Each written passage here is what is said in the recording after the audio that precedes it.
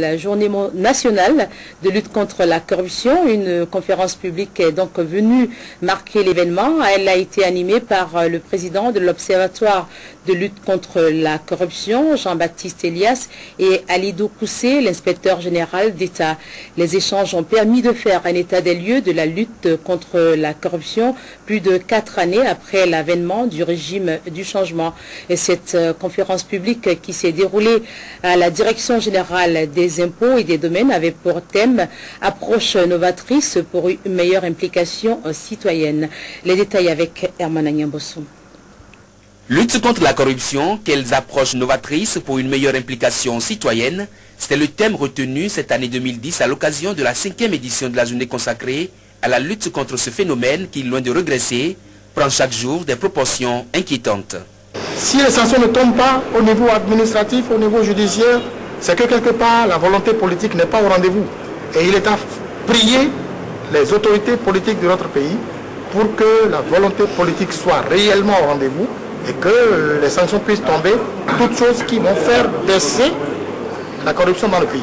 5 années déjà que le Bénin mène officiellement cette lutte. Mais le constat est là. Des citoyens béninois continuent de détourner des deniers publics et s'adonnent à des actes de fraude, de surfacturation et autres faits constitutifs d'actes de corruption. Qu'est-ce que ça a donné concrètement comme résultat? C'est là le problème. Donc je pense que ça fait partie du programme du candidat du changement en 2006. Dès qu'il a accédé au fauteuil, il a fait une marche sensationnelle. Bon, mais moi, je ne sais pas quelle appréciation vous, en tant qu'homme de médias, objecteur de conscience comme nous, vous faites de cette lutte-là. Sinon, pour moi, c'est une déception. Impunité, lenteur, sinon lourdeur administrative, test de loi en souffrance à l'Assemblée nationale, ce sont autant de facteurs qui font croire à l'observateur averti que la lutte contre la corruption a véritablement du plomb dans l'aile. Déçu, parce que je trouve comme si c'est un travail de Sisyphe. C'est un éternel recommencement. C'est vrai, les journées, il en existe. Journée de lutte contre la corruption, oui. Mais est-ce que vraiment les mentalités changent au niveau de notre pays?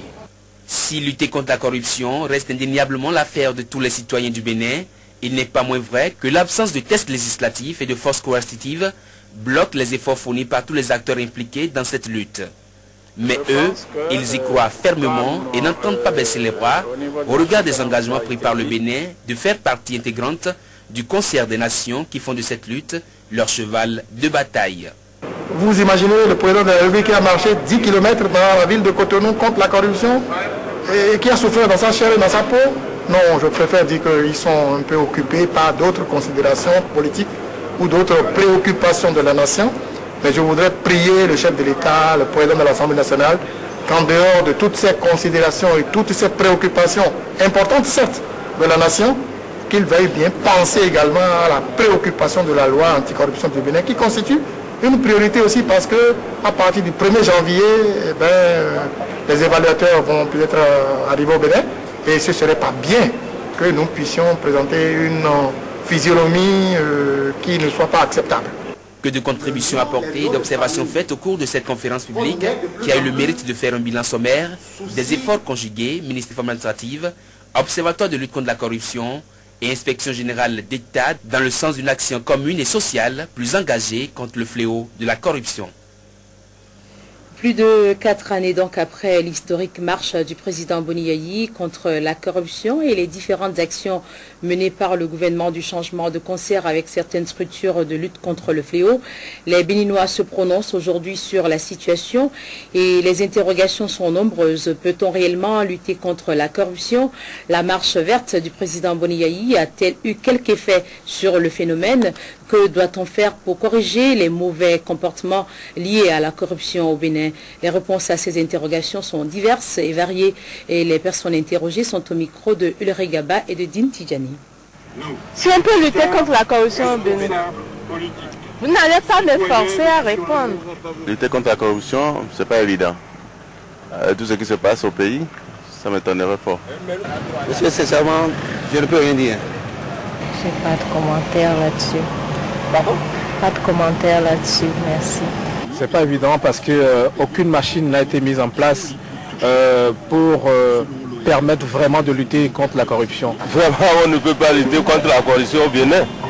Parce que, à voir, mais est-ce que, même si un dirigeant est prêt, est-ce que nous-mêmes, là, nous sommes prêts à lutter contre la corruption? C'est là le problème. Ce n'est pas à chaque fois qu'il faut attaquer les présidents ou bien les ministres. Non, nous-mêmes, il faut qu'on prenne conscience de nous-mêmes. Ah oui, bien sûr, on peut lutter contre la corruption au Bénin. Ce n'est pas une fatalité, on peut lutter contre la corruption. Oui, on peut, si nous voulons. Est-ce que ce n'est pas un mot? C'est un mot, je ne crois pas qu'on peut lutter contre. Le président Boniaï marcher contre la corruption dans ce pays. Bon, tout ça, c'est du leurre, c'est du leurre. Ce n'est pas marché qui règle le problème. Il faut pénétrer vraiment le système, assainir tout ce qui a lieu d'assainir. Et ce n'est que par cette seule manière, ce n'est pas en marchant. Corruption, tout le monde qui fait la corruption. Parce que partout où on passe dans le monde, il y a corruption partout. C'est difficile parce que il faut bien payer les gens pour qu'ils puissent oublier la corruption. Si on ne les paye pas bien, non, ils seront tentés toujours de chercher les à côté.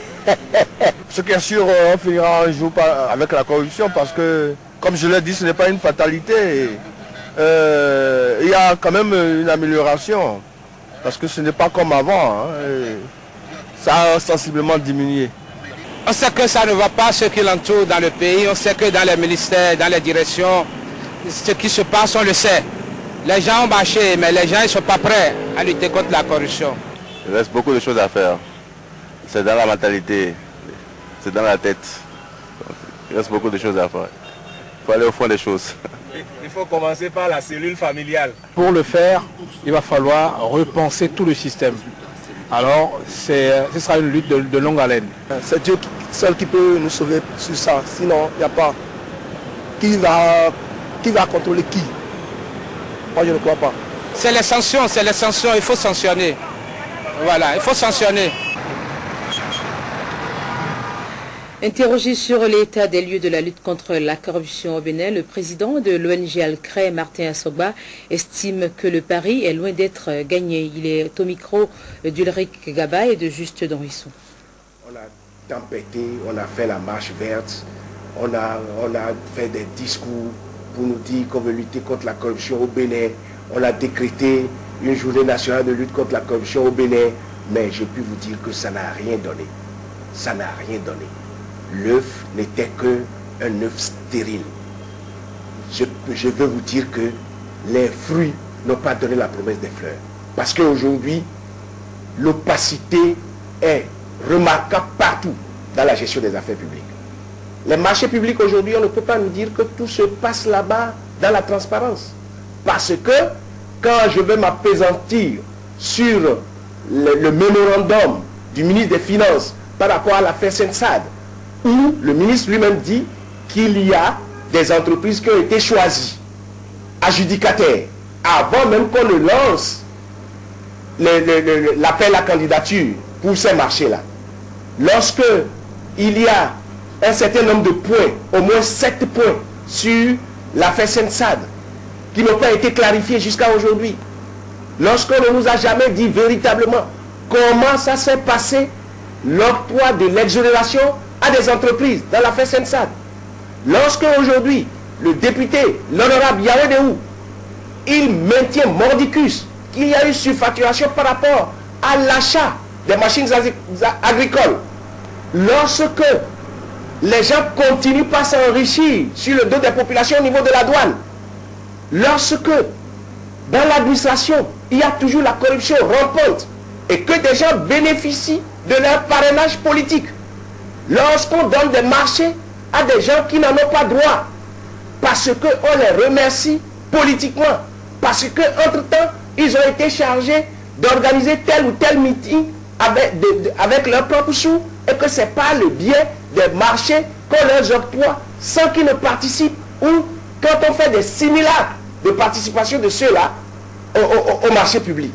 Alors, vous voulez que je dise qu'il y a eu avancement dans la lutte contre la corruption au Bénin? Non, la corruption est devenue le sida financier. Le sida financier aujourd'hui, c'est la corruption.